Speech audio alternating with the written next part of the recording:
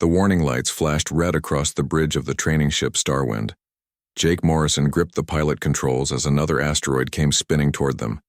His heart raced, but his hand stayed steady. This was what the dangerous Ship Academy was all about. Push harder, go faster, never give up. Turn left now, shouted Amy Rodriguez from the engineer station.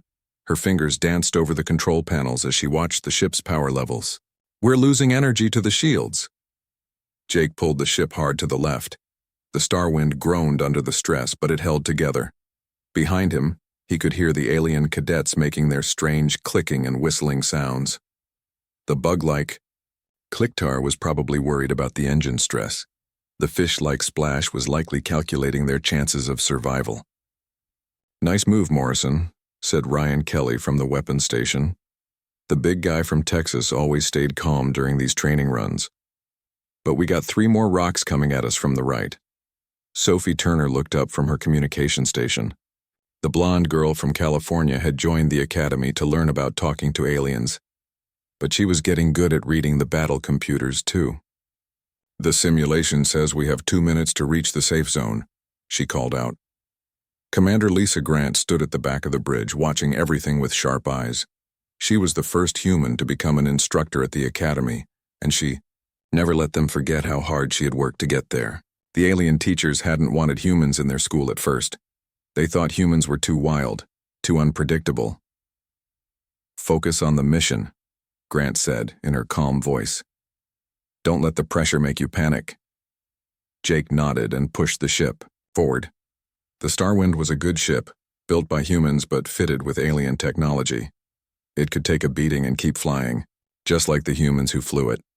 The asteroid field simulation was one of the hardest tests at the academy. Most species took months to master it. Humans had figured it out in weeks. The alien instructors said it was because humans were crazy enough to fly into danger without thinking. Jake thought it was because humans were smart enough to find a way through anything. Incoming message from Academy Control, Sophie announced. It's urgent. Put it through, Grant ordered. The voice of Professor Veltar, the tall gray alien who ran the academy, filled the bridge. His words came out in the slow, careful way that Zephyrians always spoke. Commander Grant, please report to my office immediately. Bring your senior cadets. We have a situation. Jake felt a chill run down his back. Professor Veltar never called meetings during training runs. Something big was happening. End simulation, Grant commanded. The asteroid field disappeared, replaced by the normal view of space around the Academy station. Morrison, Rodriguez, Kelly Turner, you're with me. Everyone else return to quarters and wait for orders. The 4 humans followed Grant through the long corridors of the Academy. The walls were covered with pictures of famous battles and great ships from dozens of different worlds. Jake always felt small walking past them. The Academy had been teaching space combat for over 1,000 years. Humans had only been in space for a few hundred. They entered Professor Veltar's office to find him standing next to Captain Thurok, the massive red-skinned Drachnian who taught weapons and tactics. Both aliens looked worried, which was never a good sign. Sit down, please, Veltar said, pointing to the chairs around his desk. We have received a distress signal from the outer rim of the galaxy. A ship has been calling for help for 3 days. What kind of ship? Grant asked. That is the problem.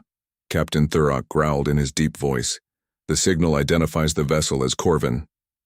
Jake felt his breath catch. Everyone in the galaxy knew about the Corvins. They had been one of the most advanced species in known space. Their technology was like magic compared to what most worlds could build. But they had disappeared over 2,000 years ago. Nobody knew why or how. That's impossible, Amy said. The Corvins are extinct. So we believed, Veltar replied.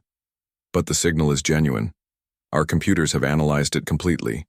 It is definitely a Corvin research vessel called the Whisper of Eternity. Could be a trap, Ryan suggested. Someone using old Corvin technology to lure ships into danger. We considered that possibility, Captain Thurok said. But our long-range sensors show the ship is badly damaged. It appears to be drifting without power. If it is a trap, it is a very convincing one. Grant leaned forward in her chair. What do you want us to do about it? Nothing, Beltar said firmly. This is far too dangerous for cadets. We will send a full military team to investigate. But the nearest military ship is 6 days away, Sophie pointed out. The distress signal might stop by then. Better to be safe than sorry, Captain Thurrock rumbled. Corvin technology is not something to play with. Their weapons could destroy a planet, their shields could stop a star. If something made them disappear, it might still be on that ship. Jake could see the frustration on Grant's face. She had worked so hard to prove that humans belonged at the academy. Now the alien instructors were treating them like children again. Commander, Jake said carefully, what if this is exactly the kind of mission we're training for? The academy is supposed to teach us how to handle dangerous situations. This is definitely dangerous. Too dangerous, Veltar repeated. I will not risk cadet lives on something so unknown. The academy motto is, into danger, through danger, beyond danger, Amy added. We didn't come here to play it safe. Grant stood up slowly. Jake could see her making a decision. Professor, with respect, I think my cadets are ready for this. We've been training them for months. They've passed every test you've given them. No, Captain Thurrock said flatly. Absolutely not. Then I'll take full responsibility, Grant replied. If something goes wrong, it's on me, not the academy. The room fell silent. Everyone knew what Grant was risking. If the mission failed, she would lose her job. Maybe worse. Very well, Veltar said finally. But you take only human cadets. If you are determined to be reckless, do not drag other species into your folly. Jake felt a mix of excitement and fear. They were going to investigate a real Corvin ship. It was the chance of a lifetime. It was also probably going to get them all killed. But that was what being human was all about. The Starwind moved slowly through space toward the ancient ship. Jake kept his hands light on the controls as they got closer to the whisper of eternity. The Corvin vessel was huge, almost 3 times the size of their training ship. Its dark, metal hull was covered with strange symbols that seemed to glow faintly in the starlight. I'm getting some weird readings, Amy said from her station. The ship should be dead after 2,000 years, but there's still power flowing through it somehow. How is that possible? Sophie asked. She was recording everything for their mission report. No power source lasts that long. Corvin technology was different from ours, Grant explained. They could do things we still don't understand. That's why they were so powerful before they disappeared. Ryan was watching the weapon sensors carefully. I'm not seeing any active weapons, but that doesn't mean much.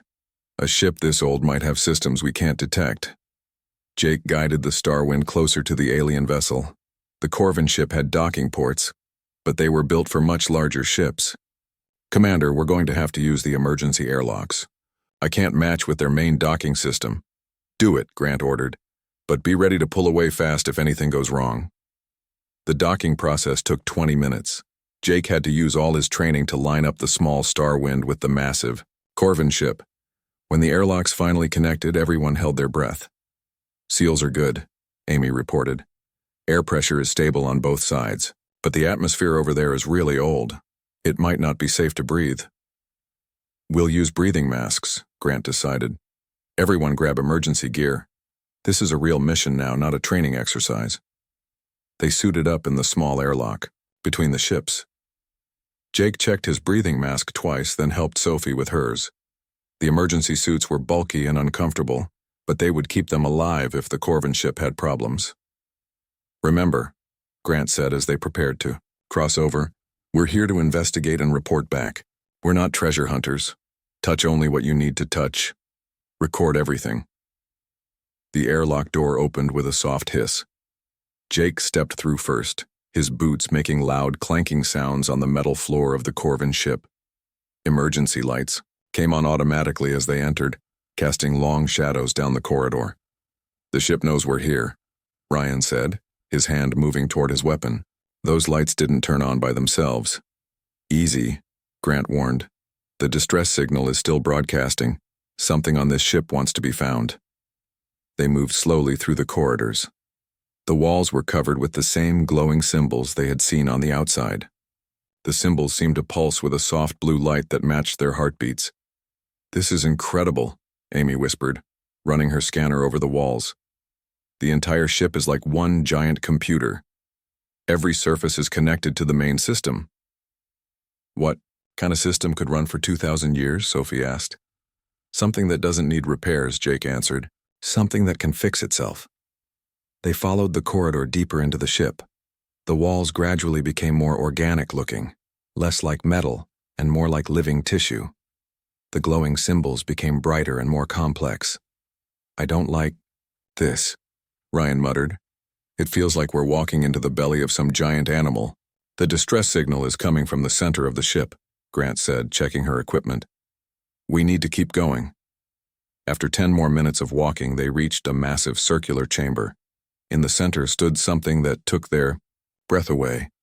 A crystal the size of a small building pulsed with brilliant light. The crystal was beautiful and terrible at the same time, like a frozen piece of lightning. What is that thing? Jake asked. Amy's scanner was going crazy. It's alive, she said in amazement. Not just a power source, it's actually alive. The readings show brain activity, nervous system responses. This crystal is thinking. The moment she said those words, something incredible happened. A voice spoke inside their heads, not through their ears but directly into their minds. Welcome, the voice said. It was neither male nor female, neither young nor old. I have been waiting so long for visitors who could hear me. The 4 humans looked at each other in shock. Commander Grant stepped forward slowly. Are you the source of the distress signal? Yes, the voice replied.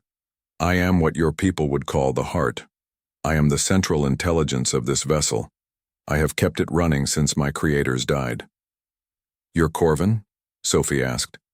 I was created by the Corvins, but I am something more. Now, when the last of my creators knew they were dying, they chose to join with me rather than let their knowledge disappear. I contain the memories and consciousness of 300 Corvin scientists. Jake felt a chill run through him. You mean, there are dead people inside that crystal? Not dead, transformed. They live on within me, sharing their knowledge and experience. Together we have waited for a species worthy of inheriting what the Corvins learned. Why us? Grant asked. Why, humans? The heart's light pulsed brighter. For 2,000 years I have tested every species that found this ship. The Zephyrians were too logical, unable to make choices without perfect information. The Drachnians were too aggressive, wanting only to use knowledge as a weapon. The Centaurians were too cautious, afraid to take necessary risks. Amy stepped closer to the crystal. What made humans different? You combine logic with emotion in ways no other species does. You can be brave when bravery is needed, but you also care about others more than yourselves. You solve problems by working together, not by dominating others. Ryan wasn't convinced. How do you know all this about us? We just got here. I have been watching human transmissions for decades. I have seen your wars and your peace treaties. I have watched how you treat other species, how you learn from them instead of trying to control them. You are what the Corvins hoped to become but never achieved. The crystal began to pulse faster. I can give you technology that will make humanity the most powerful species in the galaxy. Weapons that can destroy stars, shields that can protect entire planets, ships that can travel between galaxies in days instead of years. Jake felt his excitement building. This was beyond his wildest dreams. Humanity could become the rulers of the galaxy. But something in the heart's voice made him hesitate. What's the catch? There's always a catch. The heart was quiet for a long moment. The knowledge can only be given to pure humans. No aliens can be present when the transfer happens, and once you receive it, you will no longer be able to form emotional bonds with non-human species. The technology responds only to human thoughts and feelings. Sophie gasped. You mean we'd have to abandon our alien friends? Forever? It is the price of power, the heart said simply. Choose wisely. Other ships are approaching this location. You do not have much time. The 4 humans stood in silence, staring at the massive crystal. The heart's offer hung in the air like a heavy weight. Jake could feel his teammates struggling with the same thoughts that were racing through his mind. How long do we have to decide? Grant asked. The approaching ships will arrive in 4 hours, the Heart replied. After that, the opportunity will be lost forever. The knowledge can only be transferred when the conditions are perfect. Ryan was the first to speak up. Commander, we have to think about our duty to humanity. This technology could solve every problem Earth has ever faced. We could protect our colonies from alien attacks. We could explore the entire galaxy. At what cost? Sophie shot back. We'd become monsters, cut off from every alien friend we've ever made, unable to feel anything for other species except coldness. Amy was running her scanner over the crystal, trying to understand how it worked. The Heart is right about one thing. This technology is incredible. The power readings are off the charts. One ship with this technology could defeat an entire fleet. Jake thought about Clicktar, the bug-like alien who had helped him with his engineering homework. He thought about Splash, who had taught him how to navigate underwater planets. These weren't just classmates. They were friends. Real friends. What happened to the Corvins? Jake asked the Heart. If this technology was so great, why did they disappear? The crystal pulsed dimly. They became too isolated, too focused on their own advancement. In the end, they had no allies when the Great Plague struck their worlds. They were powerful, but they were alone. And you want us to make the same mistake? Sophie demanded. I want you to learn from their errors, the Heart said. But the choice must be yours. Grant walked closer to the crystal. What if we refuse? What happens to all this knowledge? It dies with me, the Heart answered. I am old, even by Corvin standards. This ship will not survive much longer. When I fade, everything the Corvins learned will be lost forever. The weight of that statement hit them all. Thousands of years of scientific advancement gone forever. It seemed almost criminal to let it happen. There has to be another way, Amy said. Some compromise. Some way to save the knowledge without giving up our humanity. There is not, the Heart said firmly. The technology is linked to emotion and thought patterns. It cannot function properly. With mixed species input, it would become unstable, dangerous. Ryan turned to face his teammates.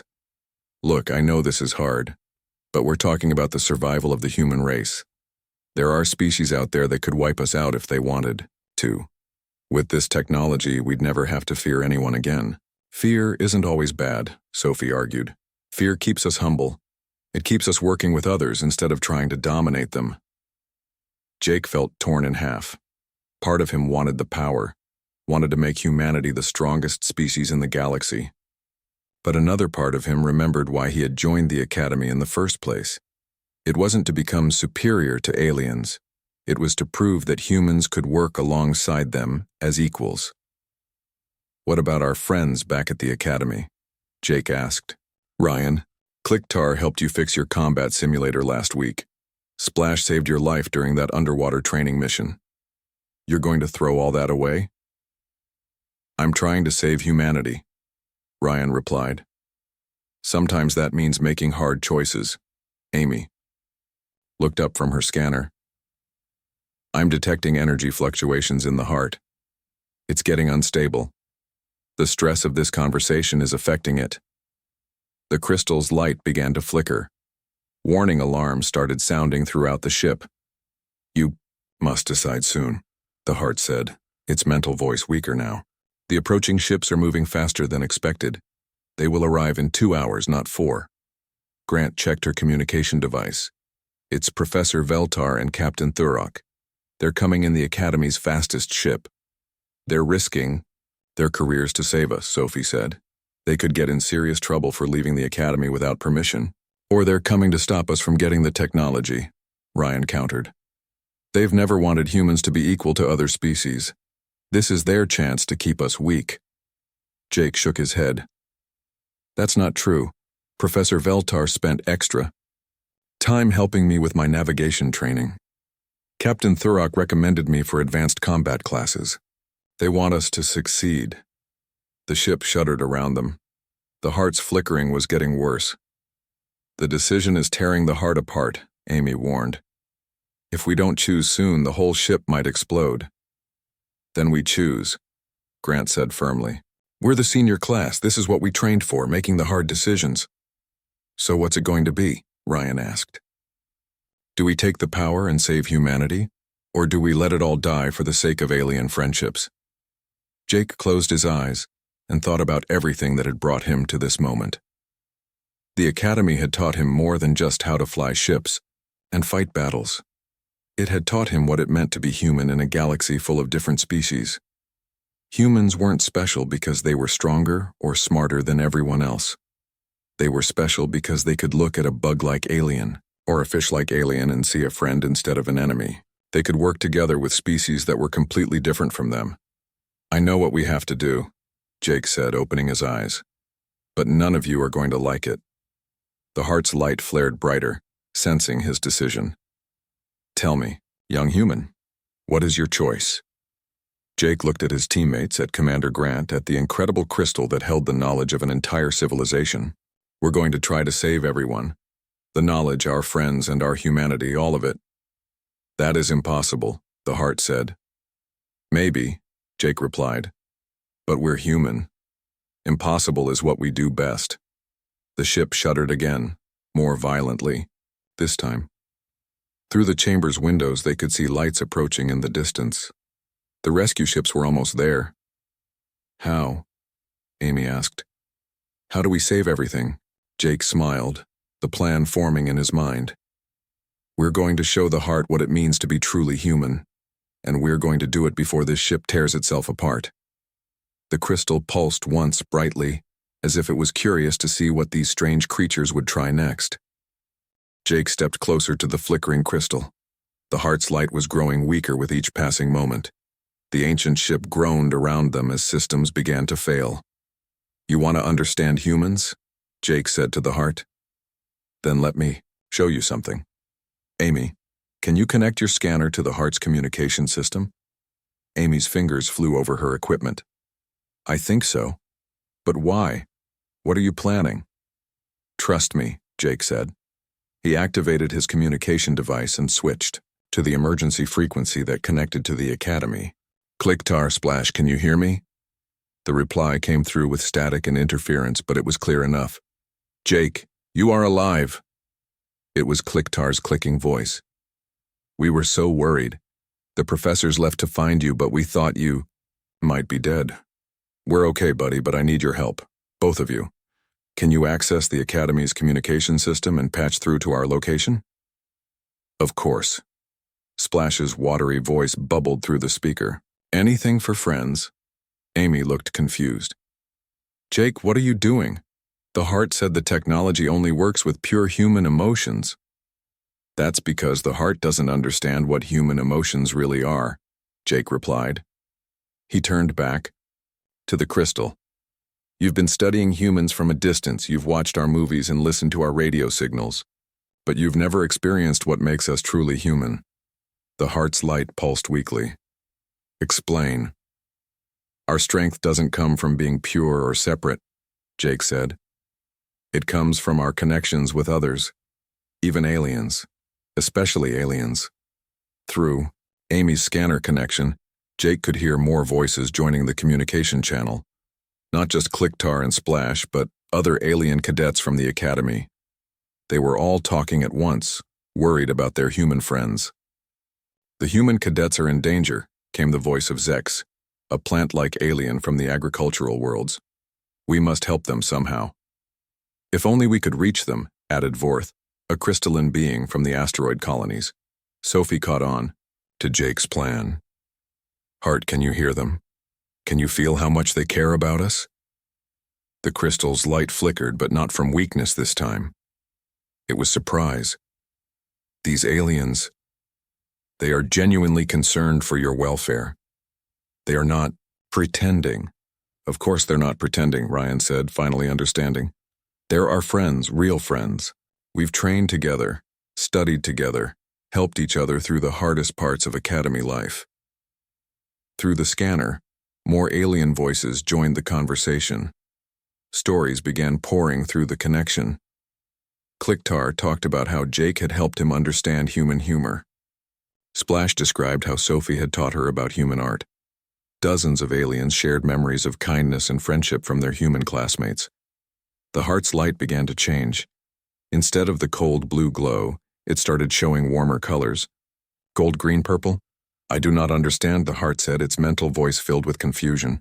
The Corvins taught me that emotional bonds with other species made you weak. That pure focus on your own kind was the path to strength. The Corvins were wrong, Grant said firmly, and that's why they died out. They became so focused on being superior that they forgot how to work with others. Amy's scanner started beeping rapidly. The heart's energy patterns are changing. It's becoming more stable, not less. Jake pressed his advantage. Heart, you said you contain the memories of 300 Corvin scientists. But those memories are 2,000 years old. They're from a time when the Corvins thought they had to be better than everyone else. What if there was another way? The crystal began to pulse in rhythm with the alien voices coming through the communication system. You would share this knowledge with other species, even though it would mean humans would not be the dominant power in the galaxy? That's exactly what we'd do, Sophie said, because that's what friends do. They share, they help each other, they make each other stronger. Suddenly, new voices joined the communication channel. Professor Veltar and Captain Thurok were calling from their approaching ship. Human cadets, respond immediately, Veltar's careful voice commanded. Your ship's energy readings are off the charts. What is your situation? We're trying to save everyone, Professor, Jake replied, including you. What does that mean? Captain Thurok growled. Through the scanner connection, Jake began explaining what they had found. The heart, the Corvin knowledge, the terrible choice they had been given. As he talked, he could hear the alien instructor's shock and amazement. Fascinating, Feltar said after Jake finished. A living repository of Corvin science. The research possibilities are incredible. The military applications alone, Captain Thurok began, then stopped. No, that is the wrong approach. This knowledge belongs to all species, not just one. The heart's light flared brighter than ever before. Even your teachers understand. They could claim this technology for their own species, but they choose not to, because we're all in this together, Jake said. Humans, Zephyrians, Drachnians, everyone. The galaxy is big enough for all of us to be strong. The ancient ship stopped shaking. The warning alarms fell silent. The heart had stabilized completely. I understand now, the heart said, its mental voice filled with wonder. The Corvins were brilliant, but they were incomplete. They thought strength meant standing alone. But you humans have shown me that true strength comes from standing together. Amy's scanner showed energy levels rising throughout the ship. Heart, what are you doing? I am making a new choice, the heart replied. Instead of giving all the knowledge to one species, I will share it freely with all who prove worthy. The Corvin science will not die, but it will not be used to create a master race either. Through the communication system, they could hear excited chatter from the Academy. Aliens and humans talking together about the possibilities, already planning joint research projects. There is one more thing, the heart said. I have been alone for 2,000 years, carrying the burden of all this knowledge. Would you allow me to join your academy? To finally have the companionship the Corvins never understood? Jake looked at his teammates and saw the same answer in all their eyes. Welcome to the team, Heart. Professor Veltar's voice came through the communicator, sounding almost amused. I suppose we will need to build a very large dormitory room. As the rescue ships docked with the ancient vessel, Jake felt a deep satisfaction. They had found something more valuable than ultimate power. They had found proof that the human way of doing things worked. Not through domination or superiority, but through friendship and cooperation. The heart would come to the academy, bringing knowledge that would benefit every species. And maybe, just maybe, the galaxy would become a little bit more human in the best possible way. Mission accomplished, Jake said, grinning at his friends. Now let's go home.